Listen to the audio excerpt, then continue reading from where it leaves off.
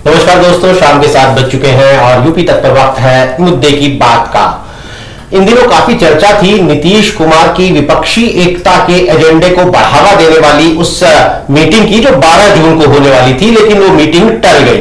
अभी इस मीटिंग की नई तारीख सामने आएगी, लेकिन इसके बाद फिर से ये सवाल खड़े होने लगे कि क्या जिस विपक्षी एकता को बीजेपी के खिलाफ खड़ा करने की मुहिम लेकर पिछले कई हफ्तों से नीतीश कुमार तमाम विपक्षी नेताओं से मिल रहे हैं, वो कोई शक्ल अख्तियार कर भी पाएगा या नहीं, और फिर उसमें तमाम पार्टियों का क्या रोल होगा। इस बीच उस बैठक में समाजवादी पार्टी के अध्यक्ष अखिलेश यादव को भी शामिल होना था। इस बीच अखिलेश यादव पिछले कई दिनों से लगातार जब भी विपक्षी एकता की बात आती है और उत्तर प्रदेश में खास तौर पर जब कांग्रेस का क्या रोल होगा, क्या समाजवादी पार्टी से गठबंधन होगा, ये चर्चा जब भी आती है, इससे जुड़ा कोई भी सवाल सामने आता है तो अखिलेश यादव ये कहते हैं कि कांग्रेस पार्टी को बीजेपी को हराने के लिए क्षेत्रीय दलों के साथ खड़ा होना चाहिए, क्षेत्रीय दलों को मजबूत करना चाहिए। इसके बाद ममता बनर्जी ने अभी कहा था कि कांग्रेस को चाहिए कि वो जहां जहां जो पार्टी मजबूत है उसकी अगुवाई में ही चुनाव लड़े। अब अखिलेश यादव ने एक बार फिर इस बात को अंडरलाइन करते हुए ये कहा है कि भाई जिस राज्य में जो पार्टी मजबूत है वही बिग ब्रदर की भूमिका निभाए और कांग्रेस उसको सपोर्ट करे। यानी सीधी बात, अगर उत्तर प्रदेश की बात करें 80 लोकसभा सीटों वाले उत्तर प्रदेश की, तो अखिलेश यादव का ये साफ कह देना है, कान घुमा का पकड़ा है उन्होंने, लेकिन कह वो यही रहे हैं कि अगर कांग्रेस पार्टी हमारे साथ गठबंधन में आना चाहती है तो हम जितनी सीट चाहे वो कांग्रेस को मंजूर करनी होगी। समाजवादी पार्टी ये फैसला करेगी कि उसके गठबंधन के साथियों को कितनी कितनी सीटें मिलनी चाहिए, कांग्रेस को कितनी मिलनी चाहिए, जयंत चौधरी को कितनी मिलनी चाहिए, पल्लवी पटेल की पार्टी को कितनी मिलनी चाहिए। अखिलेश यादव का ये कहना है कि भाई ये तो वो डिसाइड करेंगे। तो क्या ऐसे में कांग्रेस पार्टी के लिए यह मुमकिन होगा कि वो इस तरह का कोई समझौता करें और उनकी सीटों की संख्या जो है, जो कभी समाजवादी पार्टी के सूत्रों की तरफ से आता है कि 10 से ज्यादा सीटें नहीं देंगे, या कभी आता है कि 10 सीटों पर भी कांग्रेस जो लड़ने के लिए उनके पास उम्मीदवार नहीं है, अलग अलग नंबर्स आते हैं। इस पर इन पर हम चर्चा करेंगे अपने कार्यक्रम में आगे बढ़ते हुए। और इस चर्चा में शामिल होने के लिए हमारे साथ जो हमारे मेहमान मौजूद हैं, कुमार अभिषेक लखनऊ से हमारे साथ जुड़े हैं, यूपी तक के एडिटर हैं। कबूल अहमद जो कि आजतक.in वेबसाइट के सीनियर कंटेंट एडिटर हैं और राजनीतिक विश्लेषक हैं। आस मोहम्मद साहब हमारे साथ जुड़े हैं जो कि खास तौर पर पश्चिमी यूपी की पॉलिटिक्स और जयंत चौधरी की आशाओं आकांक्षाओं पर प्रकाश डालेंगे कि जयंत चौधरी जो है वो कितनी सीटें लेंगे, खासतौर पर तब जब ये पिछले कई हफ्तों से सुर्खियां खबरें छप रही हैं कि जयंत चौधरी अपना आधार लगातार मजबूत कर रहे हैं। तो इस लाइट में जयंत चौधरी का क्या रोल होगा उस पूरे गठबंधन में, इन तमाम बातों पर हम चर्चा करेंगे। मैं शुरू करता हूं कुमार अभिषेक के साथ। कुमार, क्या आपको लगता है अब जैसे जैसे दिन पास आते जा रहे हैं, नेताओं की तरफ से बयान भी अलग अलग आते जा रहे हैं, आपने भी आज समाजवादी पार्टी और कांग्रेस पार्टी के नेताओं के साथ बातचीत की, तो क्या आपको लगता है कि क्या कोई फॉर्मूला निकल रहा है कि समाजवादी पार्टी के गठबंधन में कांग्रेस भी शामिल हो? देखिए नीरज, आपने जो बात कही है दरअसल वही बात सबके दिमाग में इस वक्त चल रही है, और वो ये कि अखिलेश यादव अगर ये गठबंधन होता है तो अखिलेश यादव चाहते हैं कि वही ये बैठ करके तय करेंगे कि किस पार्टी को कितनी सीटें और कौन कौन सी सीटें मिलेंगी। आप याद करिए, जब पहली बार नीतीश कुमार की मुलाकात वेदांता अस्पताल में अखिलेश यादव से हुई थी, तब जब निकलकर जो उन्होंने बात कही थी वो यही कहा था उन्होंने कि अखिलेश यादव से मेरी मुलाकात हुई है और यही उत्तर प्रदेश में हमारे विपक्ष का जो गठबंधन होगा उसको लीड करेंगे। और फिर इसी बात को अखिलेश यादव ने कल दोहराया है जब उन्होंने कहा है कि नीतीश कुमार ने इस बात को कहा है कि भाई कोई भी गठबंधन बनेगा तो जो सबसे बड़ी विपक्ष की पार्टी है जो इस वक्त है वो ये तय करेगी कि ये गठबंधन कैसे होगा और फिर कौन कौन इसमें होंगे। कहने का आशय उनका ये था। आज भी हमने कई लोगों से बात की तो एक चीज तो बड़ा क्लियर मुझे दिख रहा है पार्टी के भीतर, वो ये कि ये चीज धीरे धीरे बिल्कुल सेटल डाउन करता जा रहा है कि अब लोगों को लग रहा है कि कांग्रेस पार्टी और सपा का गठबंधन होगा। और ये पार्टी के काडर के भीतर भी ये चीजें अब लोगों के दिमाग में आ रही है कि जिस तरीके से विपक्ष के गठबंधन को लेकर के बैठकें शुरू हैं और 23 तारीख को राहुल गांधी और अखिलेश यादव भी पटना की उस मीटिंग में होंगे, तो उसमें उसके बाद कुछ ना कुछ ठोस ऐसी चीजें निकलेंगी जिससे आने वाले जो 24 को लेकर के जो विपक्ष का गठबंधन बन रहा है, उत्तर प्रदेश की दिशा और दशा उससे तय हो जाएगी। तो मैंने जो फील किया वो ये कि एक चीज जो हम लोग कह रहे थे कि कांग्रेस के साथ गठबंधन से अखिलेश हिचक हिचक रहे हैं, कांग्रेस और समाजवादी पार्टी में गठबंधन नहीं होगा। मुझे लग रहा है कि पार्टी काडर अब इस चीज को लगभग मान के चल रहा है कि गठबंधन होगा, लेकिन कितने सीटों पर होगा, कौन कौन सी सीटें हैं इस पर होगा, इस पर जाकर के ही मामला अटकने वाला है। देखिए, जब वो मीटिंग होगी, जब वो बैठक होगी, तो एक बात तो मोटे तौर पर आ जाएगी, और वो ये कि सभी दल ये कहेंगे कि विपक्ष के खिलाफ, बीजेपी के खिलाफ विपक्ष का एक एक एक गोलबंद होना जरूरी है, और हम सब हो रहे हैं, और हम लोग कैसे अपने यहाँ बीजेपी को हराएं, इसकी बात करेंगे। कांग्रेस पार्टी दरअसल मुझे लगता है कि कांग्रेस पार्टी उत्तर प्रदेश में उस स्थिति में फिलहाल नहीं है, ऑर्गेनाइजेशन के लिहाज से, अपने नेताओं के लिहाज से, कि वो टर्म डिक्टेट कर सके। लेकिन वो चाहती जरूर है कि उसकी चले, उसकी सुनी जाए, क्योंकि ये चुनाव जो है 2024 का, ये प्रधानमंत्री के का चुनाव है, देश का चुनाव है, और इसमें कांग्रेस का बड़ा रोल होने जा रहा है। कांग्रेस मुझे लग रहा है कि कांग्रेस पार्टी के भीतर ये जरूर है कि ठीक है, अगर आप याद करिए 2017 का चुनाव, तो अखिलेश यादव, तो कांग्रेस पार्टी ने 100 से ज्यादा सीटें ली थी, तकरीबन 25% सीटें कांग्रेस पार्टी ने, 25% से ज्यादा सीटें कांग्रेस पार्टी ने ली थी। और अगर हम उसको पार्लियामेंट के हिसाब से भी जोड़ दे देख ले, तो 20 सीटों से 20 सीट कम से कम उनका बनता है कि भाई उस हिसाब से 20 सीट। लेकिन जब समाजवादी पार्टी का जो मेरा मानना है कि समाजवादी पार्टी के भीतर की जो स्थिति है वो ये कि वो दो चीजें चाहते हैं कि भाई कांग्रेस पार्टी जहां जीती हो वो ले ले, और ऐसी सीटें ले ले जो सपा कभी नहीं जीती। तो इसमें बहुत मुझे लगता है कि ये तो खैर आगे की बात है, लेकिन नीरज, मुझे ये लगता है कि हम इस चीज को आने वाले वक्त में देखेंगे कि ये गठबंधन की ओर बढ़ रहा है। वैसे कांग्रेस पार्टी का एक और उनके दिमाग में बातें जरूर चल रही हैं कि क्या मायावती भी गठबंधन के लिए तैयार हो सकती हैं, क्या आरएलडी को बसपा भी तैयार हो सकती है। लेकिन मुझे लग रहा है जो विपक्ष की एकता की जिस तरीके की मुहिम चली हुई है, अखिलेश यादव खुद को इससे दूर नहीं रखना चाहते, वो भी खुद इसका हिस्सा होना चाहते हैं, और 2024 को लेकर के वो ड्राइविंग सीट पर होना चाहते हैं। उनका मानना है कि वो तय करें कि ये गठबंधन कैसे हो, इसमें कौन लोग हो, किसको कितनी सीटें मिले, और किसे किसे लड़ाया जाए। बिल्कुल। हमारे एक दर्शक है अमर गौतम, वो कबूल साहब से सवाल पूछ रहे हैं कि अगर कांग्रेस ने समाजवादी पार्टी को गठबंधन में नहीं लिया तो अखिलेश जी रावण भाई को कितनी सीटें देंगे? 30 सीटें देंगे या एक या दो सीटों में चंद्रशेखर रावण मान जाएंगे? 30 तो बहुत ज्यादा है अमर गौतम साहब, लेकिन अमर गौतम के सवाल का जवाब आप दें, कबूल जरूर दीजिएगा, लेकिन उसके साथ मैं भी अपना एक सवाल कर लेता हूं। जो कुमार अभिषेक ने अभी बात कही कि 19-20 सीटें, दरअसल 2014 और 2019 के लोकसभा चुनाव पर नजर डालें तो कांग्रेस पार्टी पहले, दूसरे और तीसरे नंबर पर 19 सीटों पर आई है। तीसरे नंबर की वो सीटें गिन रहे हैं जिसमें 1 लाख से ऊपर उन्हें वोट मिला है। तो कांग्रेस के कुछ नेता कहते हैं कि हम तो बात ही 19 सीटों से शुरू करेंगे। अब 2017 को याद कीजिए, जब अखिलेश यादव ने चुनाव परिणामों के बाद कहा था कि हमने कांग्रेस को ज्यादा सीटें दे दी, जब राहुल गांधी और अखिलेश यादव ने हाथ मिलाया था, तब अखिलेश यादव का चुनाव के बाद यह बयान आया था कि हमने कांग्रेस को ज्यादा सीटें दे दी, इसकी वजह से नुकसान हो गया। तो ऐसी सूरत में आपको सीट शेयरिंग का कोई फॉर्मूला निकलता नजर आता है क्या? फिर उसमें जयंत चौधरी, चंद्रशेखर रावण, पल्लवी पटेल, इनके रोल पर हम आगे बात करेंगे। कांग्रेस के साथ सीट शेयरिंग का कोई फॉर्मूला निकलता नजर आता है क्या? और इसके साथ ही अमर गौतम का भी सवाल, जिसमें वो चंद्रशेखर रावण की के संभावनाएं पूछ रहे हैं आपसे।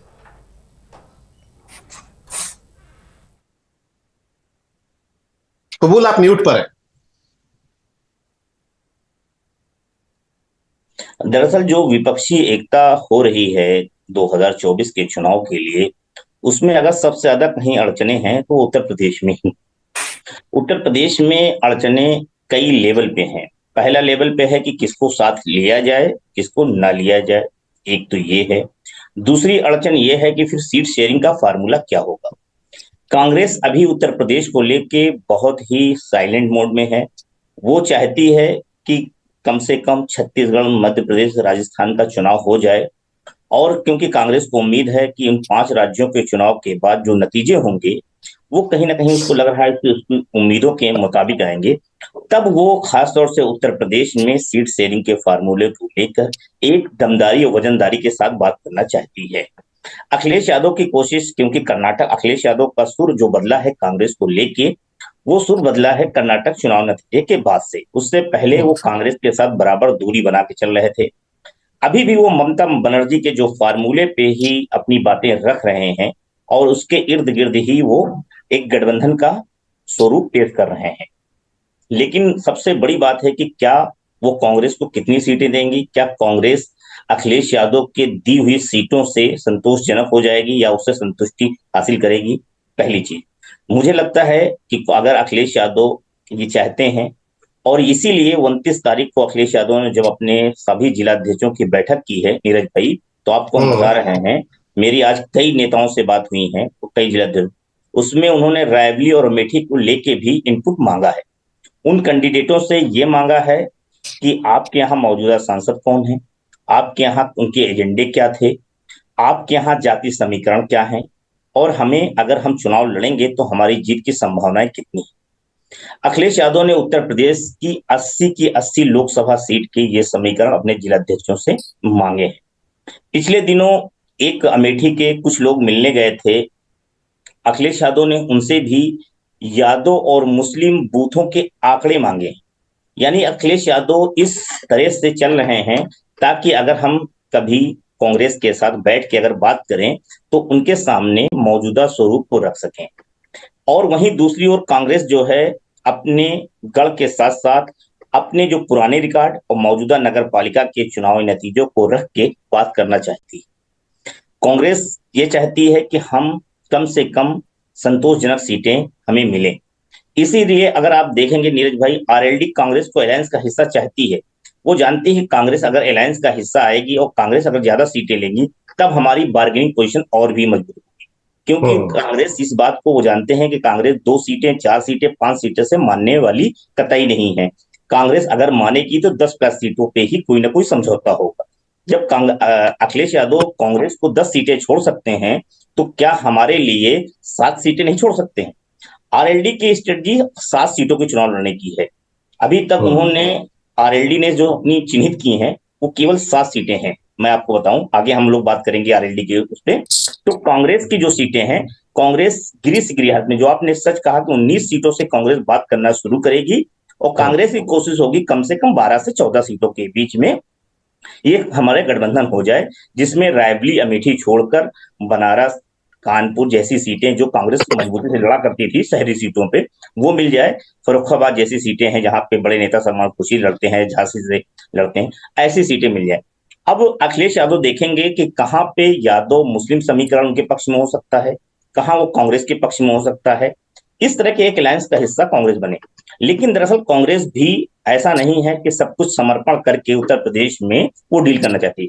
अगर उसको, कांग्रेस को उत्तर प्रदेश में बिहार की तरफ अखिलेश यादव देख रहे हैं या बंगाल की तरफ देख रहे हैं, तो मुझे लगता है गलतफहमी। दरअसल उत्तर प्रदेश की जमीन कांग्रेस किसी भी सूरत में उस तरह से नहीं छोड़ेगी जैसे वो बिहार और बंगाल की जमीन को छोड़ना चाहती है। एक चीज। दूसरी चीज, बात जो है, समाजवादी पार्टी भी अगर चाहती है कि पूरी चीजें जो भी हों वो अखिलेश यादव चाहते हैं कि हमारे इर्द गिर्द ही। निश्चित तौर पे उत्तर प्रदेश में मुख्य विपक्षी दल जो है वो समाजवादी पार्टी है, तो निश्चित तौर पे समाजवादी पार्टी ही अपनी इस विपक्षी एकता में वही चलाने की अखिलेश यादव कोशिश करेंगे और वो अपने ही उससे सीट देंगे। अब बात ये है कि दूसरी बात, हमारे जो अमर गौतम जी का सवाल है, निश्चित तौर पे आरएलडी ने जिस तरह से चंद्रशेखर को लेके संकेत दिए हैं वो साफ है कि आरएलडी, चंद्रशेखर अलायंस का हिस्सा होंगे और अलायंस का हिस्सा वो होंगे जहां आरएलडी खड़ी होगी। आरएलडी अगर कांग्रेस सपा के साथ रहती है तो चंद्रशेखर उसके साथ होंगे। चंद्रशेखर अगर आरएलडी, बसपा, कांग्रेस अलायंस कोई दूसरा विकल्प बनता है तो उसमें चंद्रशेखर होंगे या नहीं होंगे, ये फिर मायावती के ऊपर डिपेंड करेगा, उसमें मायावती लीड करेंगी। लेकिन अभी तक मायावती की तरफ से जो संकेत दिख रहे हैं उसमें तो विपक्षी एकता की कहीं भी कवायद मायावती करती नहीं दिख रही। जो भी कवायद हो रही है नीरज भाई, वो इसी तरह इसी बेल्ट में हो रही है। अखिलेश यादव, समाजवादी पार्टी, कांग्रेस, आरएलडी, चंद्रशेखर, एक ये जो अलायंस बन रहा है ये हो रहा है। इसमें चंद्रशेखर के लिए जो स्पेस बचता है वो बहुत मामूली स्पेस है। ऐसा नहीं है कि वो अगर 22% दलित वोटों के सहारे मायावती की तरफ बार्गेनिंग करना चाहते हैं तो वो कतई स्पेस नहीं है। इसमें अगर कहीं से कुछ हो सकता है तो एक सीट नगीना की है, मुझे लगता है वो चंद्रशेखर वहां से खुद चुनाव लड़ने की जो एक काफी पहले से चर्चा है कि वहां से वो चुनाव लड़ सकते हैं। इसके अलावा एक सीट कोई और उनके लिए छोड़ी जा सकती है, मुझे लगता है वो सीट बुलंदशहर हो सकती है, और वो भी सुरक्षित सीटें में ही उनकी दावेदारी बनेगी। कोई जनरल सीट पे उनकी दावेदारी फिलहाल बनती हुई मुझे नहीं दिख रही। तो चंद्रशेखर के साथ जो अलायंस का हिस्सा होगा वो 2 सीटों से ज्यादा चंद्रशेखर को मिलने वाला नहीं है, और मुझे उम्मीद है कि एक सीट पे ही हो सकता है। और वो भी ये भी शर्त हो सकती है अखिलेश यादव कहें कि आप हमारे सिंबल पे लड़ जाएं, जो फार्मूला वो आजमाते रहते हैं, या आरएलडी कहें हमारे सिंबल पे लड़ जाए, ऐसा भी कुछ हो सकता है। या आरएलडी को देख के उसी सीट में आरएलडी के कोटे से चंद्रशेखर लड़ने। तो मुझे लगता है चंद्रशेखर का जो स्पेस है वो आरएलडी के साथ ज्यादा है, आरएलडी के कोटे से उनका स्पेस बनेगा, ना कि समाजवादी पार्टी के कोटे से कोई स्पेस बनेगा। बिल्कुल बिल्कुल। हमारे एक दर्शक है राजेश यादव, वो कह रहे हैं कि वो अपना एक पूरा फॉर्मूला लिखा है कि समाजवादी पार्टी को 50 इंक्लूडिंग पल्लवी पटेल को मिलाकर, कांग्रेस पार्टी को 20, आप आम आदमी पार्टी को 4 और आरएलडी को 6। ये राजेश यादव कह रहे हैं। हम राजेश भाई आप बने रहिएगा, हम आखिर तक इस बात पर हम भी किसी नतीजे पर पहुंचने की कोशिश करेंगे कि आखिर आंकड़ों के नजरिए से किसके हिस्से कितनी सीटें आ सकती हैं। इसके अलावा यूट्यूब पर दोस्तों हमने आपसे एक सीधा सवाल पूछा है कि कांग्रेस और अखिलेश यादव का क्या गठबंधन होगा, क्या कांग्रेस अखिलेश यादव से गठबंधन करेंगी, हाँ या ना में अपना जवाब डालिए, अपना वोट डालिए, और इसको भी हम कार्यक्रम के आखिर में देखने की कोशिश करेंगे कि हमारे दर्शक इस पर क्या जवाब देते हैं। अब चलते हैं आस मोहम्मद के पास। आस मोहम्मद जी, जिस तरीके से पिछले दिनों जयंत चौधरी लगातार उन्होंने यहां तक इस चर्चा को भी जन्म दे दिया कि वो अखिलेश यादव से तो उनका गठबंधन टूट नहीं जा रहा है, वो अशोक गहलोत के ट्वीट को रीट्वीट करते हुए तारीफ कर देते हैं अशोक गहलोत की, वो पहलवानों और ब्रजभूषण के मुद्दे पर अखिलेश यादव भले ही चुप हो लेकिन वो खुलकर पहलवानों के साथ आ जाते हैं। तो अपनी बार्गेनिंग पावर बढ़ा रहे हैं जयंत, या फिर उन्होंने अपने दरवाजे खुले रखे हुए हैं, भाई जैसे जैसे आगे स्थिति बनेगी फिर देखेंगे, किसी के साथ कोई खूंटा थोड़ी बंधा हुआ है। और अगर वो इसी गठबंधन जिसकी हम बात कर रहे हैं उसमें जयंत चौधरी भी हैं, तो फिर आपके हिसाब से पश्चिमी यूपी में कितनी सीटों पर दावेदारी बनती है जयंत चौधरी की? धन्यवाद नीरज जी। देखिए, जहां तक अखिलेश यादव का प्रश्न है, जिसको कुमार अभिषेक भाई और कबूल भाई ने भी इंडिकेट किया, तो चूंकि उनको 115 सीटें विधानसभा की जीती थी, तो उनका यह मानना है कि इतनी ही सीटों पर 25 से 30 लोकसभा सीट जो है वो हमारी बन जानी चाहिए। हालांकि ये उनकी खुशफहमी है या ग्राउंड पर उनका कोई वर्क है ये तो वो जाने, लेकिन पश्चिम उत्तर प्रदेश में जिस प्रकार के पॉलिटिक्स अखिलेश यादव जी ने पिछले 3-4 महीने के अंदर दिखाई है, वो ये बात जरूर इंडिकेट करती है। कैसे, उसका प्रैक्टिकल मैं आपको ये बताता हूं कि अखिलेश यादव ने इकरा हसन को कहा कि आप कैराना से चुनाव हम आपको लड़ाएंगे और आप वहां तैयारी कीजिए। इकरा हसन यहाँ बहुत तेजी से उभरती हुई एक नेता है। उनके फादर मनोहर हसन 4 सदन को में जाने वाले सबसे कम उम्र के इंडियन थे। तो यहाँ जब उनकी एक्टिविटी बढ़ी तो लोकदल ने अमीर आलम, यहाँ के पूर्व सांसद हैं और उनके बेटे नवाइस आलम बुढ़ाना से विधायक रहे हैं, तो अमीर आलम को आगे कर दिया और अमीर आलम नवाइस आलम को कैंडिडेट बना करके बात करने लगे, लोकसभा में घूमने लगे। उनका घर भी उसी लोकसभा में आता है, गढ़ी पुख्ता में, कि हम यहाँ से चुनाव लड़ाएंगे। एक बात तो ये हो गई। दूसरी बात, बिजनौर में चंदन चौहान समाजवादी पार्टी के नेता थे, मीरापुर से वो विधायक बने, लोकदल ने उनको राष्ट्रीय अध्यक्ष बनाया, युवा का नेता समाजवादी पार्टी के थे, लेकिन उनके लिए टिकट की बात अब बढ़ानी शुरू कर दी लोकदल ने। तो थोड़ा सा असहज हुए अखिलेश यादव कि लोकदल की से ज्यादा उनकी नजदीकी हो गई कि हमारा आदमी दूसरे की पार्टी में गया और दूसरे पार्टी का अधिक वफादार हो गया, वहां उनको नाराजगी हुई। तीसरा, मनीषा अहलावत जो मेरठ में है और कैंट से चुनाव लड़ी थी, सेकंड रही थी वो, और वहां मनीषा अहलावत जो है उनके लिए वो चाहते हैं कि लोकसभा टिकट उनको हो, लोकदल उनके कोटे में आए, और वहां पर शायद मंजूर अब समाजवादी पार्टी से उनके चुनाव लड़ने की आवाजें उठने लगी है। चौथी स्थिति बहुत गंभीर है, वो मुजफ्फरनगर की है, जहां इस तरह की चर्चा है कि जयंत चौधरी अपनी पत्नी चारू को चुनाव लड़ाना चाहते हैं और इसके पीछे इमोशनल टच है, क्योंकि चौधरी अजीत सिंह वहीं से चुनाव हार गए थे नजदीक से, तो जयंत चाहते हैं कि उनकी पत्नी वहां से चुनाव लड़े। और वहां पर समाजवादी पार्टी ने हरिंदर मलिक को, जो जाट नेता है, उनको प्रमोट करके हरिंदर मलिक को राष्ट्रीय महासचिव बनाया और उसके बाद में उसी लोकसभा का यानी बिजनौर लोकसभा का प्रभारी भी बना दिया। यानी वहां भी बार्गेनिंग के इशू जो है वो पैदा होगा वहां भी। तो यहाँ कांग्रेस की स्थिति और लोकदल की स्थिति अगर हम समझें, 6 सीटों की बात, हमने भी ये बात ठीक है कि 6 सीटों पर लोकदल जो है वो ये मान कर चल रही है कि हम ज्यादा नहीं, हम 7 मांग रहे हैं, तो वो ठीक है कपूर भाई की बात, लेकिन 6 पर वो मान जाएंगे। ये 6 सीटें हैं मथुरा, अमरोहा, अलीगढ़, हाथरस, मुजफ्फरनगर, कैराना। तो ये 6 सीटें हैं जिन पर उनके मांगने की संभावना है। बाकी वो एक बिजनौर पर भी और एक थोड़ा सा 1-2 और सीटों पर थोड़ा बहुत करेंगे, लेकिन ये है कि इन 6 को वो अपना टारगेट बना के चल रहे हैं कि इन 6 में से 4 हमें हर हाल में जीत हासिल हमें करनी है। जिस तरह का एटीट्यूड अखिलेश यादव का है, जो अभी पिछले कुछ समय से हम देख भी रहे हैं, वो जिस तरह से कर रहे हैं, उससे उनके सहयोगियों में असहजता पैदा होती है। जयंत चौधरी उनसे थोड़ा सा ज्यादा अपने दरवाजों को थोड़ा ज्यादा दिल को बड़ा किए हुए हैं। जैसे चंद्रशेखर आजाद को नगीना लड़ाया जाने का फैसला जो कपूर भाई ने कहा, इनको बिल्कुल ठीक जानकारी है, वहां पर जो है वो नगीना से चुनाव लड़ने की संभावना बहुत अधिक है। और इस बात की भी संभावना है कि वो लोकदल कोटे से लड़ेंगे। हालांकि चंद्रशेखर का खुद का ये बहुत मजबूत कहना है कि वो वहां पर चुनाव अपनी पार्टी से लड़ेंगे। तो समाजवादी पार्टी से तो चुनाव वो नहीं लड़ेंगे, एक संभावना है लोकदल, और बहुत अधिक संभावना है अपनी ही पार्टी से लड़ने की। तो जयंत चौधरी के प्रति जो है वो यहाँ जो 11 लोकसभा है, जहां 6 को वो मान रहे हैं कि 6 में वो स्थिति अपने दम पर जो है बदल सकते हैं, 11 में वो प्रभावित कर सकते हैं। तो अखिलेश यादव का मुझे नहीं लगता है कि उनको जयंत चौधरी जो है उनको इग्नोर कर पाएंगे। जयंत चौधरी जरूर उसकी तरफ अपना नजदीक जाने की कोशिश की थी, तो ये भी सही है कि जयंत जो है उनको इग्नोर नहीं कर पाएंगे। समस्या जो है वो बसपा को लेकर है, बसपा अगर साथ नहीं आती है तो फिर दलित जो है वो उस लेवल पर नहीं आ पाएगा।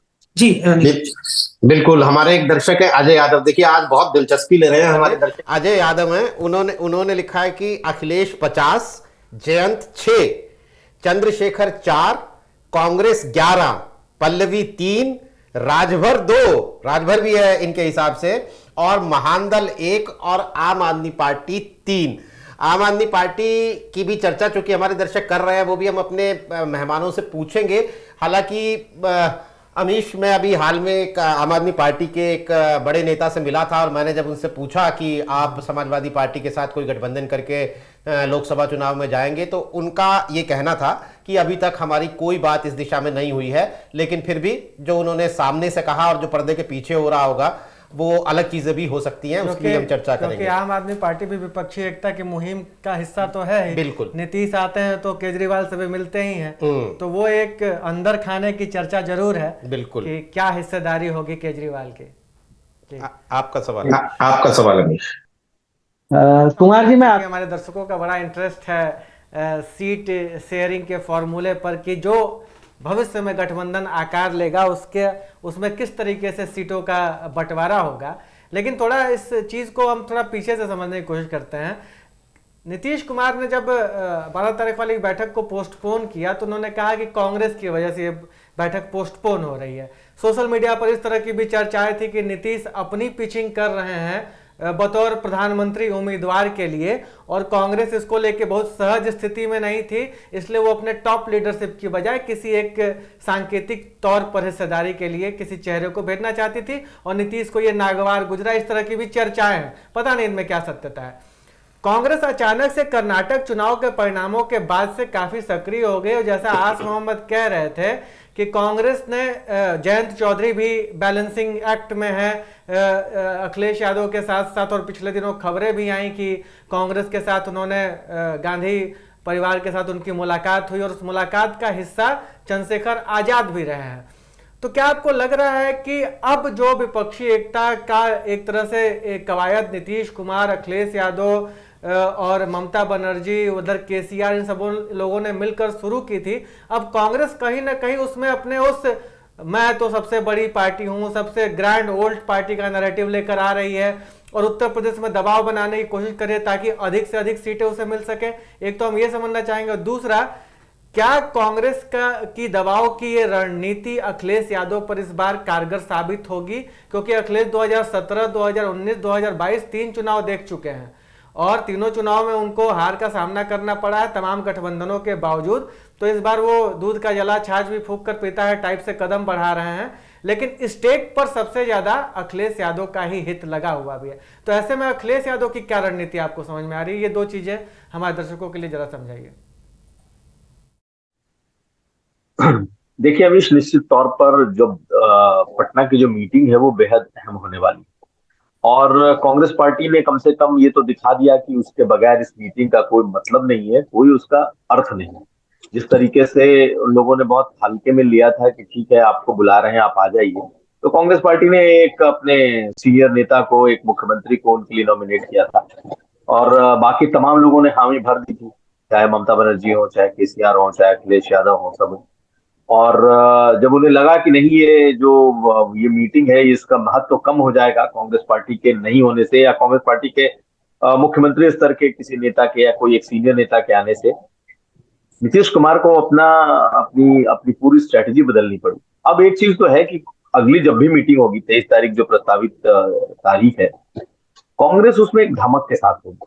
देखिए हर कोई ये मानता है कि कांग्रेस पार्टी सबसे बड़ी पार्टी है, कांग्रेस पार्टी 250 सीटें कांग्रेस पार्टी को लड़ सकती है जहां उसका बीजेपी से टकराव है, लेकिन बाकी कांग्रेस पार्टी को जहां जहां कांग्रेस पार्टी कमजोर है उसे बिल्कुल रीजनल पार्टी के आगे सरेंडर होना चाहिए और रीजनल पार्टी जो डिक्टेट करे, टर्म डिक्टेट करे, उसके हिसाब से चलना चाहिए।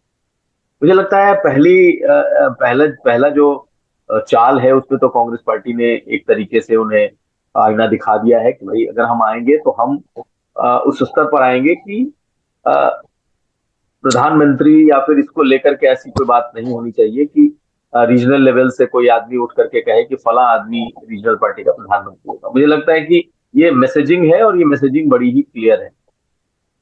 राहुल गांधी ने भी हामी भरी है, अखिलेश यादव ने भी हामी भर दी है और अखिलेश यादव जाएंगे ये भी तय है।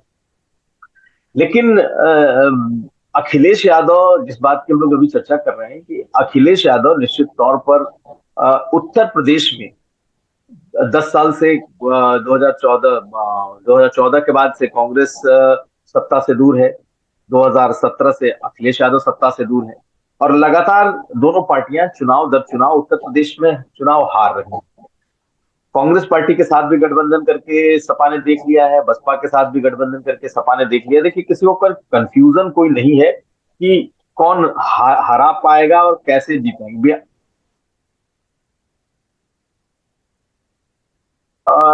फिक्स्ड फॉर्मूला उनके पास नहीं है कि हम ये गठबंधन कर लेंगे और इस तरीके से सीटों का डिस्ट्रीब्यूशन हो जाएगा तो हम जीत जाएंगे, क्योंकि सपा और बसपा से बड़ा गठबंधन नहीं हो सकता था। सपा और बसपा से बड़ा जो जातियों का और वोटरों का जो मिलन है उससे बड़ा नहीं हो सकता।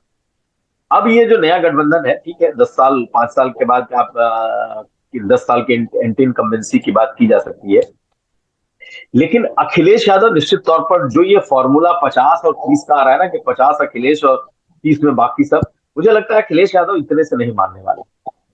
अखिलेश यादव दरअसल जो ये 50 और 30 की बात की जा रही है वो 50 और 30 का मतलब है कि आप पहले ही अखिलेश यादव को बैकफुट पर ला रहे हैं, चाहे जहां से भी वो बातें निकली हो, चाहे जो जहां से भी नैरेटिव निकलता हो। अखिलेश यादव क्या चाहते हैं? अखिलेश यादव चाहते हैं कांग्रेस उन सीटों पर लड़े जो शहरी सीट है, जो ठीक है कभी कांग्रेस की रही होंगी लेकिन जहां सपा का कोई बेस नहीं है। यानी सपा हारती है, लखनऊ की सीट देख लीजिए, वाराणसी की सीट, कानपुर की सीट, गोरखपुर की सीट। अखिलेश यादव को ये सीटें देने में कोई गुरेज नहीं है, कोई एतराज नहीं, बड़ी आसानी से वो सीटें दे देंगे और दो और सीटें दे देंगे। लेकिन उसके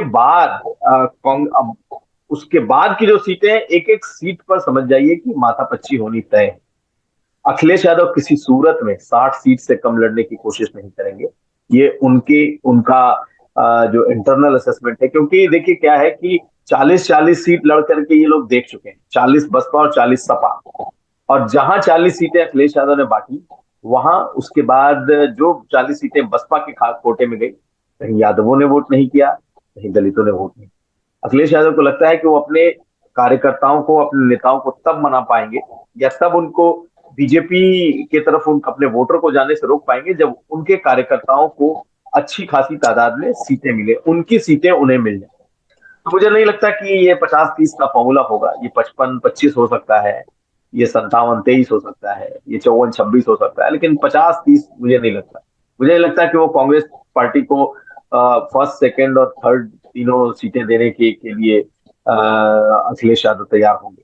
लेकिन खैर, ये एक बात है। और दूसरी बात ये है कि जब विपक्ष एकजुट हो रहा है तो सबको सेक्रीफाइस करने की बात आएगी। भाई हर कोई सेक्रीफाइस करे, हर कोई ये ओनस ले कि हमें बीजेपी को हराना है। तो ये बातें आने वाले वक्त में जरूर सामने आएंगी। ये जो जितना बड़ा भी गठबंधन इस वक्त बनता हुआ दिख रहा है कि उसमें अखिलेश यादव भी होंगे, उसमें कांग्रेस भी होगी, उसमें आरएलडी भी होगी, उसमें चंद्रशेखर रावण भी होंगे। ये आपको दिखने में तो बहुत बड़ा गठबंधन दिख रहा है, लेकिन जब तक ये पांचों छह एक मुट्ठी बन करके नहीं लड़ेंगे, यानी कि अगर जयंत जहां लड़ रहे हैं वहां अगर अखिलेश के आदमी अपने, जैसा कि आसिफ मोहम्मद जी कह रहे थे कि जहां जहां जयंत अपने कैंडिडेट आगे कर रहे हैं वहां अखिलेश अपने कैंडिडेट की तैयारी करा रहे हैं, जहां अखिलेश अपने कैंडिडेट को आगे बढ़ा रहे हैं वहां जयंत अपनी, तो ये समझ जाइए कि ये बहुत आसान नहीं है अखिलेश यादव के लिए भी इसको बांध करके रखना। और यही अखिलेश यादव इस गठबंधन से चाहते हैं कि जो गठबंधन बने उसमें मेरा से हो, मैं तय करूं। हालांकि उनकी बात ऐसी नहीं हो सकती कि उनको तय करने के लिए सारे लोग राजी हो जाएंगे या मान जाएंगे। ये बहुत ही टीडियस टास्क होने जा रहा है अखिलेश यादव के लिए भी, कांग्रेस पार्टी के लिए भी। मोटे तौर पर कितने पे सहमति होती है ये तो कहना मुश्किल है, लेकिन मुझे ये जरूर लगता है कि एक ब्रॉड सहमति जरूर इस बार बन करके उभरेगी। देखिए, मुद्दों को लेकर के कहीं किसी में कोई ये नहीं है, मुद्दे सबके समान है। अब बातें सिर्फ होंगी कि कौन इसे लीड करेगा और कौन इससे आगे बढ़ेगा। इतने इतने दलों की बात हो गई, उसमें एक दल जेडीयू भी है जो भी खुद के लिए भी 1-2 सीटें मांग रही है। जौनपुर खुद मांग रहे हैं जेडीयू के लोग। हाँ, जेडीयू के प्रदेश अध्यक्ष का तो कहना है कि नीतीश कुमार खुद ही लड़ेंगे। नीतीश कुमार खुद लड़ना चाह रहे हैं, तो मतलब एक अनार 100 बीमार वाली कहावत अभी है। लेकिन फिर भी मुझे ये जरूर लगता है कि चूंकि ये कॉज बड़ा है, चूंकि ये लड़ाई इस बार की बहुत गंभीर है और सबने इसको असेस कर लिया है कि अगर हम एक नहीं होंगे तो हम ये लड़ाई नहीं जीत सकते हैं, अकेले अकेले नहीं कर सकते। हालांकि अगर मायावती इस गठबंधन में किसी भी तरीके से आए तब तो ये बहुत फॉर्मिडेबल होगा। अगर मायावती अकेले लड़ेंगी तो मुझे नहीं लगता है कि 2019 की स्थिति से कोई बेहतर स्थिति होने वाली है, क्योंकि उससे बड़ा गठबंधन मेरे नजर में तो कोई नहीं था। क्योंकि आप उन्हीं वोटों को आज भी साध रहे हैं जो 2022 में जो आपको वोट मिले, उन्हीं वोटों को आप साध रहे हैं जो जिस पर आप 2017 में लड़े। लेकिन 2019 का जो पूरा का पूरा वोट का खेल है वो अभी भी मुझे यहाँ पर नहीं दिखाई देता। अमीश जी, कबूल भाई, जैसा कि कुमार रफीक जी कह रहे थे कि स्टेक पर चीजें बहुत हाई हैं, मतलब हालांकि खतरा जब सर्वदलीय गठबंधन का बनेगा विपक्ष के, तो खतरा ये भी रहेगा कि मोदी जी उतरेंगे और कहेंगे कि देखो एक मोदी को हराने के लिए सब एक साथ हो गए। वैसे भी बीजेपी ये कहने ही वाली है चुनाव में, गठबंधन का आकार चाहे जितना बड़ा या छोटा उत्तर प्रदेश में हो। हम दो चीज आपसे समझना चाहेंगे। एक तो जो नीरज जी ने शुरुआत में ही कहा था कि आगे हम लोग आपसे आरएलडी और कांग्रेस की जो सीट शेयरिंग का फॉर्मूला संभावित हो सकता है, इसके प्रोस्पेक्ट्स में बात करेंगे। आम आदमी पार्टी की क्या संभावना बन सकती है, इस पर बात करेंगे। एक चीज मैं समझना चाहूंगा कि जैसा कि कुमार रफीक जी कह रहे थे कि अगर चीजें इस ट्रैक पर ज्यादा हैं तो किसकी हैं?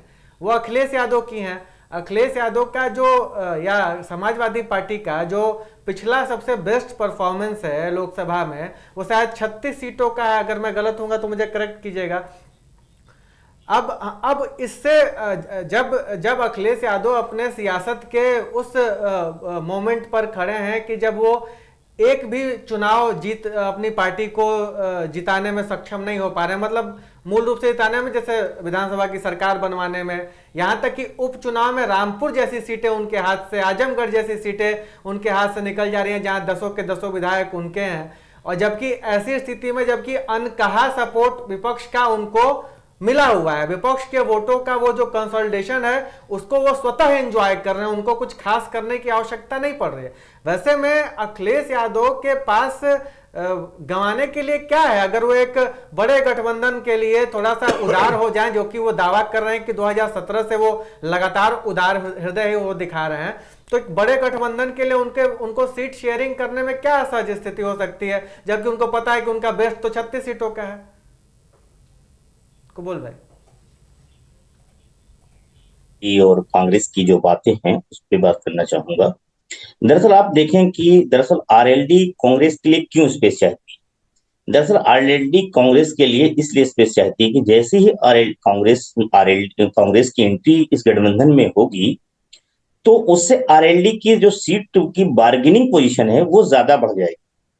वो दिखने में भी लग रहा है कि ऐसा कैसे कांग्रेस आ जाएगी तो कैसे बढ़ जाएगी। दरअसल इस तरह बढ़ जाएगी क्योंकि जब कांग्रेस अलायंस का हिस्सा होगी तो स्वाभाविक रूप से कांग्रेस ज्यादा सीटों की डिमांड करेगी, और कांग्रेस जब डिमांड करेगी तो, और कांग्रेस उत्तर प्रदेश में आज 2 विधायक हैं और वो डिमांड करेगी, तो निश्चित तौर पे उससे आरएलडी की भी बार्गेनिंग पोजीशन बढ़ेगी। आरएलडी भी इस तरह दावा करेगी, जब कांग्रेस 2 विधायक होके उसको 11 सीटें मिल सकती हैं, तो हमारे पास 9 विधायक होके हमें 7 सीटें क्यों नहीं मिल सकती।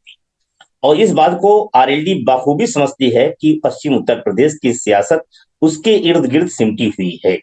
अगर पश्चिम उत्तर प्रदेश में भारतीय जनता पार्टी के मुकाबले खड़े होना है तो मेरे शरण में आना ही पड़ेगा, चाहे अखिलेश यादव आए या कांग्रेस आए, क्योंकि पश्चिम उत्तर प्रदेश में अगर अखिलेश यादव ये समझ रहे हैं कि आरएलडी को इग्नोर करके वो सियासत कर ले तो बहुत नामुमकिन है।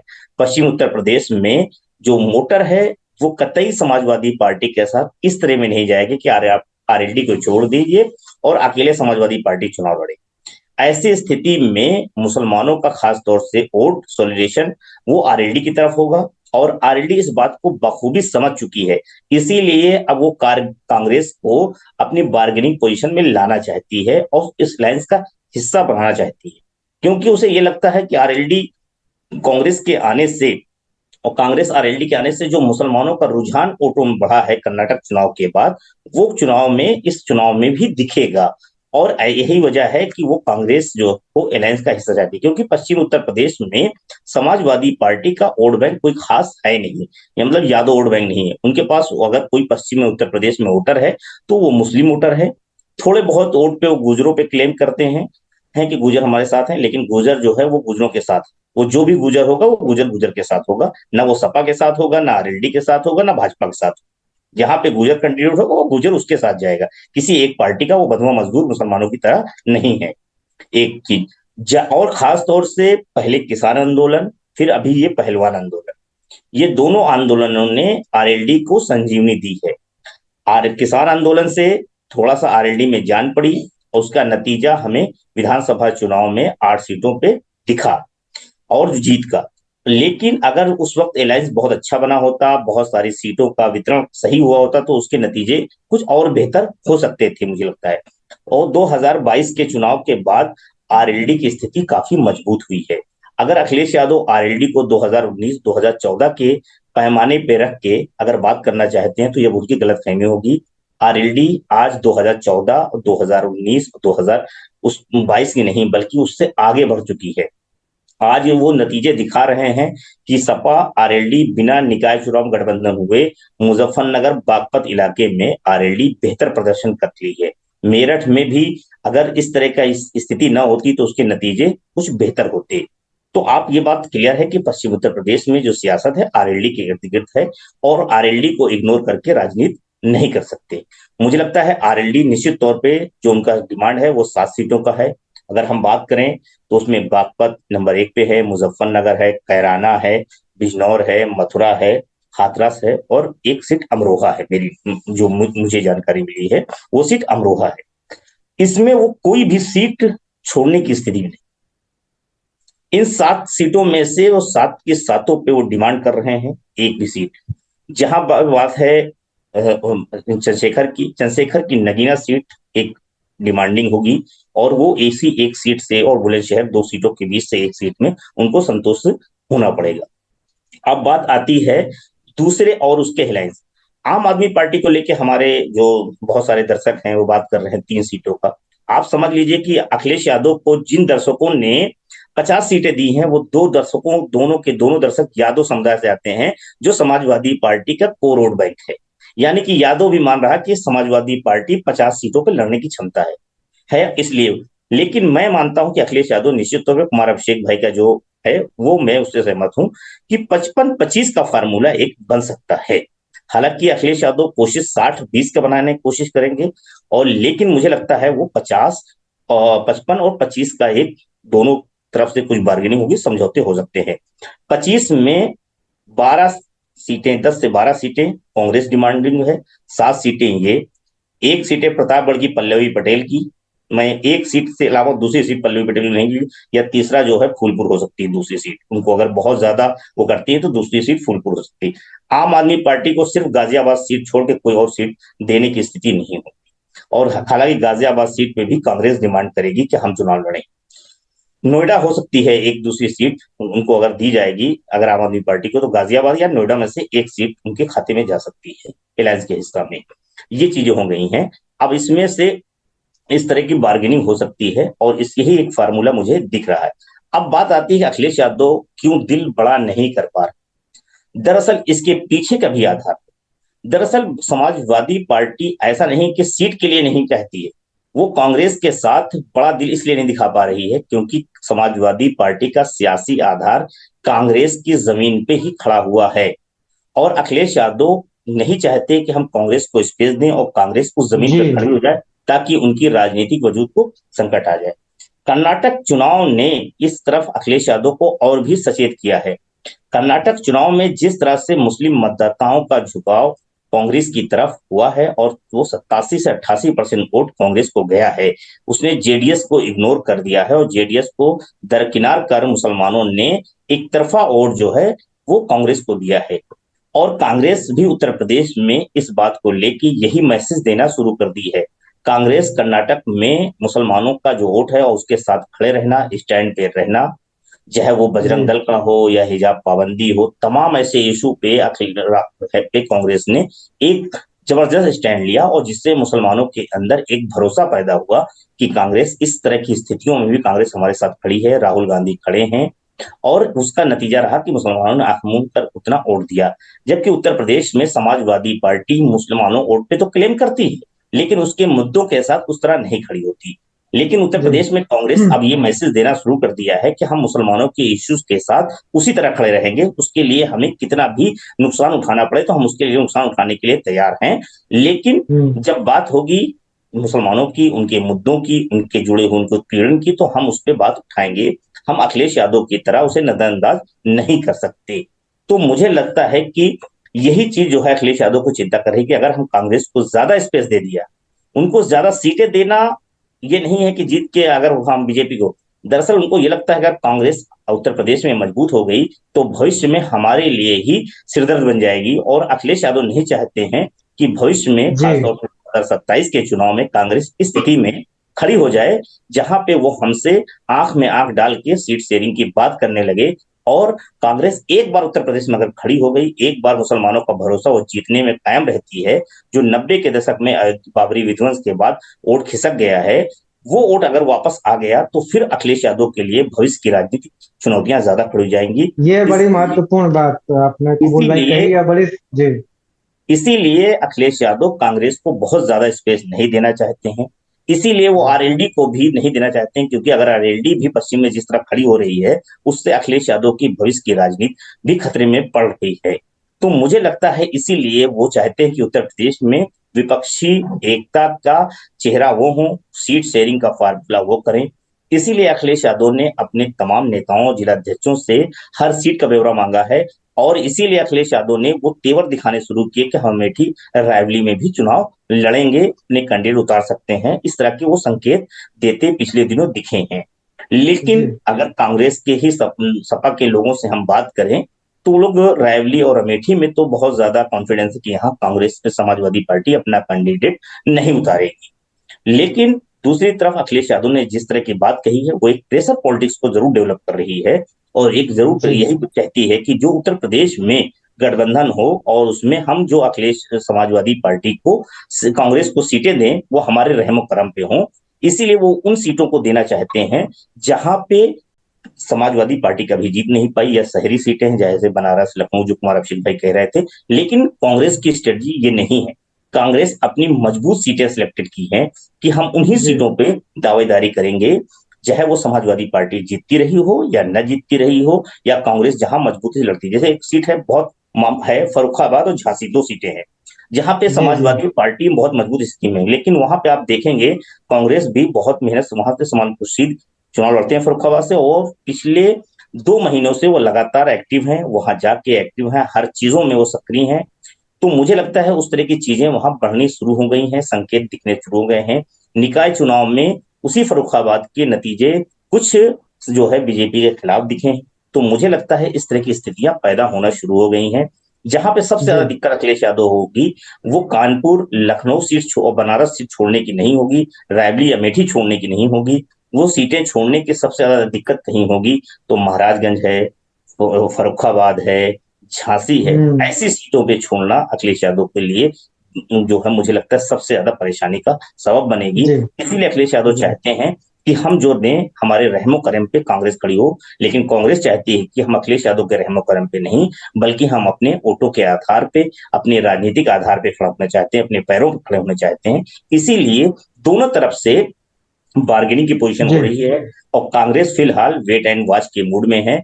और कांग्रेस उत्तर प्रदेश को लेके तब तक सीट शेयरिंग की बात नहीं करेगी जब तक 5 राज्यों के चुनाव नवंबर तक नहीं हो जाते हैं। नवंबर दिसंबर के बाद वो एक स्थिति में होगी कि मजबूती के साथ वो अखिलेश यादव के साथ खड़ी हो सके, सामने बैठ के बात कर सके, तब जो है मुझे लगता है ज्यादा प्रेशर में कांग्रेस बात करेगी। जी, आज मोहम्मद भाई मैं आपकी तरफ आऊंगा। हालांकि ये रहमो करम की सियासत कहीं अखिलेश यादव को उल्टी ना पड़ में हुआ था, क्योंकि लोकसभा चुनाव जब होता है तो कांग्रेस अपने दम पर खड़ी नजर आती है, क्योंकि वो एक तरह से अल्टरनेट देती है कि जो केंद्र में सरकार है वो उसको वही हरा सकती है पूरे देश भर में। लेकिन हम पश्चिमी यूपी के बारे में आपसे खास करके बात कर रहे हैं, और अपने दर्शकों के तमाम जो सवाल हैं उनकी जो रुचि है उनको ध्यान में रखते हुए मैं आपसे सीधा सवाल ले रहा हूं कि मायावती अभी तक इस गठबंधन से या किसी भी गठबंधन से दूर रहने का अपना वो नैरेटिव दिखा रही हैं, और संभवतः वो अंत तक अपने इस फैसले पर कायम रहेंगी। ऐसी स्थिति में जो पश्चिमी यूपी में जो दलित वोट एक मजबूत वोट बैंक है, क्या आपको लगता है कि जितना हमारे दर्शक चंद्रशेखर आजाद को सीट दे रहे हैं, 3 कोई दे रहा है, कोई 4 सीट दे रहा है, क्या अखिलेश यादव चंद्रशेखर आजाद के लिए इतना खुला हृदय दिखाएंगे? एक बात तो ये, और दूसरी बात ये कि क्या मायावती वाली कमी, दलित वोटों को लाने वाला फैक्टर, क्या चंद्रशेखर आजाद 2024 में आपको पूरा करते नजर आ रहे हैं? क्या दलित वोट उनके साथ समाजवादी पार्टी गठबंधन के खेमे में आ सकता है?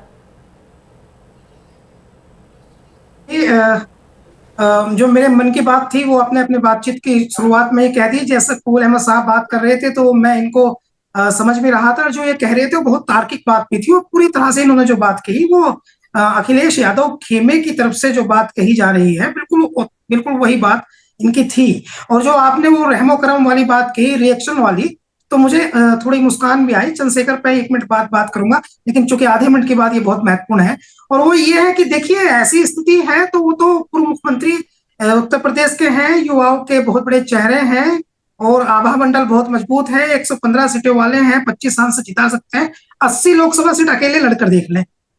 जो ग्राउंड की स्थिति है वो कन्नौज और मैनपुरी बिहार, और रिएक्शन की बात जिसकी आपने की है वो रिएक्शन इस लेवल का है कि अगर मुसलमानों में ये बात चली गई, जो बात कपूर अहमद साहब ने रीड कर ली, ये बात अगर मुसलमानों में चली गई तो वो हाल कर देंगे जो मुरादाबाद में रिजवान कुरैशी के मेयर के चुनाव में अभी किया है, जहां 4000 वोट से कांग्रेस के प्रत्याशी रिजवान कुरैशी मुरादाबाद मेयर में मुश्किल से हार गया, नहीं तो सारा मुसलमान समाजवादी पार्टी को छोड़ करके उनको ट्रांसफर हो गया।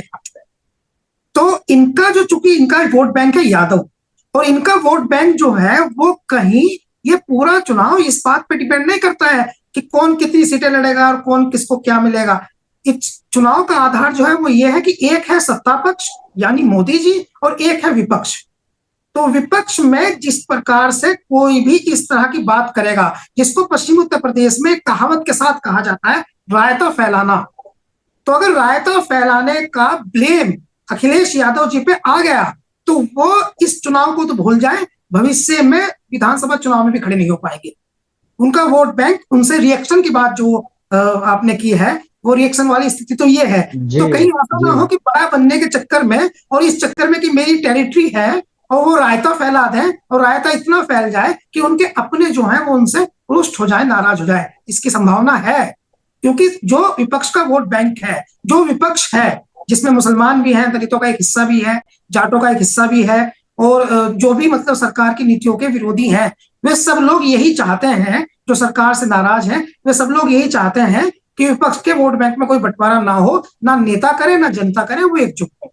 तो अगर ऐसी स्थिति में वो ब्लेम उनके सर चला जाता है कि ये नखरे दिखा करके इस तरह का माहौल बना रहे हैं, तो वो उनको रिएक्शन हो जाएगा, बहुत भारी रिएक्शन हो जाएगा, उनसे नाराज हो जाएगा वोट बैंक। उनका वोट बैंक वैसे भी, जो यादव जिसको हम कह रहे हैं, वो वैसे भी सत्ता पक्ष के खिलाफ संघर्ष करता हुआ, मुद्दों को उठाता हुआ, जमीन पर लोगों की बात करता हुआ दिखाई नहीं दिया है, इसलिए उसको नाराजगी वैसे ही है। उनका मजबूत वोट बैंक जो आप मान लें वो मुसलमान है, और मुसलमानों में जो है इस प्रकार की बातें होने लगी है। जैसे मेरठ में आप देख लो, मजलिस की तरफ गया था, संभल में मजलिस की तरफ गया था, तो बहुत सारी चीजें ऐसी हैं जो अखिलेश यादव जो है वो अपने मन से अच्छे से निकाल दें कि जो वो करेंगे सिर्फ वही फैसला माना जाएगा या थोपा जाएगा, वैसी स्थिति होने वाली है। दूसरी बात, आपने दलितों की बात की है। पूरे उत्तर प्रदेश में इस समय की स्थिति में सिर्फ पश्चिमी उत्तर प्रदेश एक ऐसा है जहां पर एक भारतीय जनता पार्टी के विरुद्ध एक करंट दिखाई देता है। आजमगढ़ में वो करंट नहीं दिखाई देता, वाराणसी में दिखाई देता, गाजियाबाद में तो आपको पता ही है कि वहां क्या स्थिति रहती है। तो अगर करंट कहीं दिखाई देता है तो पश्चिमी उत्तर प्रदेश में दिखाई देता है। यहाँ भी बागपत में दिखाई देता है, मुजफ्फरनगर में दिखाई देता है, कैराना में दिखाई देता है, सहारनपुर में, बिजनौर में, अमरोहा में, संभल में, मुरादाबाद में, रामपुर में, नगीना में, यहाँ करंट दिखाई देता है। तो ये करंट कार्यकर्ताओं से बना है, कार्यकर्ता बहुत मजबूत है। यहाँ मुजफ्फरनगर की 9 में से 8 विधानसभा सीट जीत करके ये दिखाया है। इस करंट में आप देखिए, जो सबसे इंपॉर्टेंट बात है, उसमें अखिलेश यादव तो कहीं है ही नहीं। इस करंट में कोई है तो इस करंट में या तो लोकदल है, या फिर मुस्लिम्स है, या फिर वो गुर्जर की बात जिनकी वो करते हैं। अभी इन्होंने इतनी बड़ी गलती की है, अतुल प्रधान की पत्नी सीमा प्रधान को चुनाव लड़ा करके मुसलमानों को और अधिक नाराज कर दिया।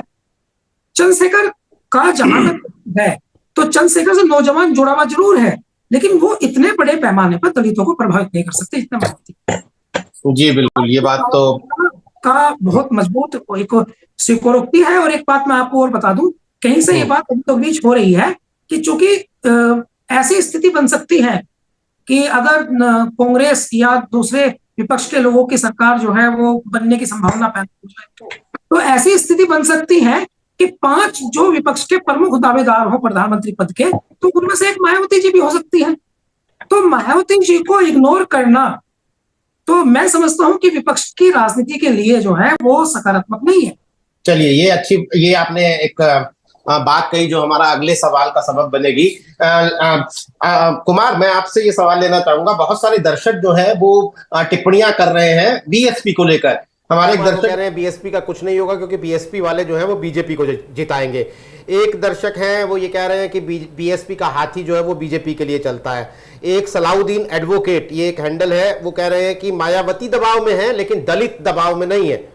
तो यानी उनका कहने का मतलब है कि मायावती भले ही बीजेपी के लिए काम कर रही हो लेकिन दलित के लिए जरूरी नहीं है कि वो भी बीजेपी के साथ जाए। तो ऐसी सूरत में आपको क्या लगता है कि मायावती अगर इस गठबंधन का हिस्सा नहीं होती है, जो कि अभी तक उनकी तरफ से किसी भी तरह का कोई सिग्नल नहीं है, मायावती एक तरीके से बीजेपी, समाजवादी पार्टी और कांग्रेस का और प्लस का गठबंधन, और तीसरा कोना मायावती, तो ऐसी सूरत में फायदा किसको होगा? देखिए नीरज, निश्चित तौर पर मैं जो पहले कहा कि भाई मैं सपा और बसपा से बड़ा गठबंधन मैंने नहीं देखा है उत्तर प्रदेश में। जब वो 90 के दशक में बना तो उसने समझ जाइए कि अयोध्या के दौर में भी बीजेपी को हरा दिया, और पिछले चुनाव में वो हरा नहीं पाया, लेकिन मुझे फिर भी लग रहा था कि वो एक फॉर्मिडेबल एक कॉम्बिनेशन है। मायावती, जो बातें हम लोग हमेशा डिस्कस करते हैं कि मायावती हमेशा बीजेपी के साथ खड़ी दिखती है, मायावती बी टीम होती है, मुसलमानों की बात करती है, लेकिन जब भी वक्त आता है तो बीजेपी के साथ हो जाती है। धारा 370 से लेकर के अभी आप पार्लियामेंट के इनॉग्रेशन तक में देख लीजिए। तो मायावती को भी तो ये बातें मालूम है ना कि हम अगर इस बात पर सपोर्ट कर रहे हैं तो आखिर इसका जो रिएक्शन है वो कहाँ होगा, वो उनके मुस्लिम वोट बैंक में होगा। ये बात मायावती को भी मालूम है।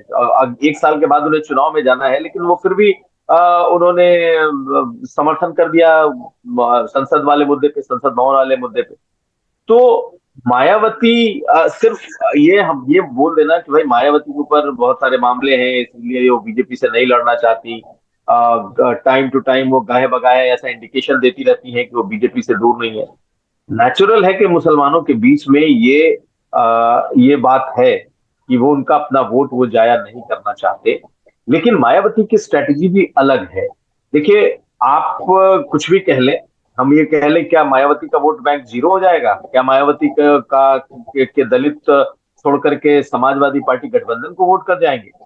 मुझे तो इसमें बहुत डाउट है। मायावती का ठीक है, वोट शेयर घटा है, काफी कुछ घटा है, लेकिन 24 में अगर वो अकेले लड़ती है तो उनका वोटर कहाँ जाएगा? अगर टूटता भी है तो क्या वो जो जो जो टूट करके जाएंगे वो क्या गठबंधन में चले जाएंगे, कांग्रेस और सपा के गठबंधन में चले जाएंगे? मुझे मतलब ऐसा होता हुआ नहीं दिखता। मायावती के भी अपने स्ट्रेटजी है। उन्होंने मुस्लिम और इस बार दलितों पर दांव लगाया है। अब देखिए, इस बार अब जो मतदाता है ना, वो बहुत समझता है, एक एक चाल को समझता है, एक एक चीज को समझता है। मायावती सब कुछ होने के बाद भी गुड्डू जमाली को जब उन्होंने खड़ा किया तो गुड्डू जमाली 1.5 लाख वोट लेकर आए ना मुसलमानों के। और आप देखें, आज भी सहारनपुर बेशक वो हार गए, लेकिन हम ये कहते हैं कि सहारनपुर में सिर्फ जो सहारनपुर से का मामला है वो कैंडिडेट का अपना मामला रहा है। लेकिन ऐसे ऐसे कैंडिडेट तो मायावती को हर जगह मिलेंगे। भाई, कोई अगर बहुत मजबूत, दमदार, पैसे वाला, वोट खींचने वाला, इस तरीके का अगर मुस्लिम कैंडिडेट है तो वो क्या बिल्कुल वोट नहीं लेकर के आएगा? मेरा मानना है कि अगर मायावती अलग लड़ती है तो निश्चित तौर पर यह फायदा बीजेपी को होगा। और मायावती उतनी भी बुरा नहीं लड़ेंगी कि एकदम से पोलराइज हो जाएगा, जैसा 2022 का पार्लियामेंट एक तरीके से पोलराइज हो गया था। असेंबली की बात कर रहे हैं। हाँ, असेंबली, सॉरी, 2022 का असेंबली पोलराइज हो गया था। मुझे नहीं लगता है कि इस तरीके का पोलराइजेशन होने वाला है। अगर तीनों एक साथ अलग अलग खेमे में लड़ते हैं तो फिर एज तो फिर बीजेपी को ऐसे भी मिलना है। लेकिन अब देखना पड़ेगा कि आखिर अल्टीमेटली ये होता क्या है। मुझे लगता कि मायावती उस गठबंधन में बहुत आसानी से जाएंगी या जाने को इच्छुक है। और दूसरी बात ये कि मुझे ये भी तुरंत नहीं दिख रहा कि अचानक से जयंत अलग हो जाएंगे और मायावती के साथ चले जाएंगे। कांग्रेस पार्टी भी इस खेमे को छोड़ करके, जहां पर अभी बातें बन रही उसको छोड़ करके मायावती को साथ लेगी। ये तमाम चीजें तुरंत होती हुई मुझे नहीं दिखती। लेकिन आखिर के वक्त में जिस तरीके से अब हमने देखा कि 2019 में अचानक से गठबंधन हुआ, तो अगर मायावती का भी गठबंधन होगा तो आप मान लीजिए अक्टूबर नवंबर के बाद ही वो अपने पत्ते खोलेंगी और आखिर मोमेंट के ही वो गठबंधन होंगे। फिर भी मुझे ये लगता है कि अगर मायावती उस गठबंधन में चली जाए और सब एक साथ मिल जाए तब तो बेहतर होगा। लेकिन अगर मायावती अलग होकर के लड़ेगी तो फिर बहुत मुश्किल।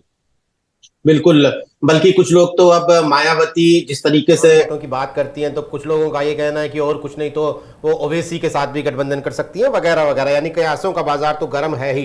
कबूल भाई, थोड़ा वक्त का तकाजा, एक छोटी टिप्पणी चाहूंगा आपसे कि आप मायावती को इस पूरी विपक्षी लामबंदी के बीच में कहां खड़ा देखते हैं? के मायावती के संकेतों से साफ है कि वो किसी भी तरह से किसी भी अलायंस का हिस्सा नहीं बनना चाहती। अगर मायावती निश्चित तौर पे किसी उत्तर प्रदेश में किसी अलायंस का हिस्सा नहीं रहती हैं तो बसपा का हश्र 2014 के चुनाव जैसा हो, और उत्तर प्रदेश में बसपा को अपने खाता खोलने की भी मुश्किल हो जाएगी, खाता खोलना मुश्किल हो जाएगा उत्तर प्रदेश में अगर वो किसी भी अलायंस का हिस्सा नहीं बनती। अगर वो अलायंस का हिस्सा बनती हैं तो मुझे लगता है फिर अहम भूमिका में होंगी। आज बसपा के पास उत्तर प्रदेश में 9 सांसद बचे हुए हैं जो 10 जीते थे। अगर 10 सांसद हैं उसमें से आप बात करेंगे नीरज भाई, तो मुझे लगता है कि 9 में से 7 सांसद जो है वो दूसरी पार्टियों में जाने के लिए बेताब हैं, दूसरी पार्टियों में जाने के अपने विकल्प तलाश रहे हैं। वो इसलिए तलाश रहे हैं क्योंकि मायावती किसी भी तरीके से अलायंस का हिस्सा नहीं बनना चाहती। दरअसल उनका वोटर, उनका मतदाता और उनकी पार्टी के नेता इस बात को समझ रहे हैं कि बसपा अगर उत्तर प्रदेश में अब दोबारा से कोई जीवित हो सकती है और दोबारा से खड़ी हो सकती है बीजेपी के मुकाबले में, तो वो किसी न किसी अलायंस का हिस्सा ही बनकर रह सकती है। अकेला चलो की नीति पे 2014 में मायावती ने अकेले चल के लड़के देखा, 2017 में अकेले लड़के देखा, 2022 में अकेले लड़के देखा क्या असर हुआ है, 2019 में गठबंधन में लड़के देखा तो उसके फायदे क्या हुए हैं। उत्तर प्रदेश में अगर मायावती गठबंधन नहीं करती हैं तो उन्हें अपने राजनीतिक वजूद को बचाए रखने की चुनौती खड़ी हो जाएगी, क्योंकि मुस्लिम मतदाता अब मायावती के साथ इस तरह की किसी विकल्प के साथ या किसी और के साथ नहीं जाएगा। वो अगर मायावती किसी अलायंस का हिस्सा होंगे, मान लिया आरएलडी कांग्रेस के साथ बनता है, तो फिर मुसलमान सपा को दरकिनार कर देगा, वो इस गठबंधन के साथ खड़ा होगा। और अगर जो है मायावती अलग रहती हैं और ये गठबंधन बनता है सपा कांग्रेस आरएलडी इस तरह का, तो मुस्लिम मतदाता इसके साथ खड़ा रहेगा और बसपा को दरकिनार कर देगा। मायावती 1-2 सीटों पे तो कुछ लड़ेंगी, लेकिन मुझे नहीं लगता कि बाकी सीटों पे वो लड़ पाएंगी। तो मुझे लगता है मायावती का जो राजनीतिक वजूद है वो कहीं ना कहीं अब, क्योंकि मायावती का वोट लगातार डाउन हुआ है, उनका आधार तीसरा है, अब जो भी आधार है वो उधार, अब अगर मायावती उत्तर प्रदेश में सर्वाइव कर सकती हैं तो सिर्फ मुस्लिम मतों के सहारे से कर सकती हैं, और मुस्लिम मतों के लिए उन्हें किसी न किसी अलायंस का हिस्सा बनना ही पड़ेगा। और मायावती फिलहाल इस तरह कोई संकेत नहीं दे रही हैं, तो मुझे लग रहा है वो मुसलमानों के लिए भी एक बेचैनी का सबब बन रहा है। और उस मतदाता जितने दिन मायावती साइलेंट मोड में रहेंगी, इस पे जितने दिन पर्दा डालेंगी, उतना ही मुस्लिम मतदाता उनसे अलग होता हुआ और दूसरे साथ जाता हुआ दिखेगा। बिल्कुल, तो काफी दिलचस्प है इस वक्त 2024 के लोकसभा चुनाव में उत्तर प्रदेश में क्या होगा। इस सवाल का जवाब ढूंढते समय जो सबसे पहली बात ध्यान में आती है वो यही आती है कि बीजेपी के खिलाफ विपक्ष का गठबंधन क्या शक्ल अख्तियार करेगा, और उस गठबंधन में अगर कोई शक्ल वो गठबंधन लेता है तो फिर उसमें सीट शेयरिंग फॉर्मूला क्या होगा।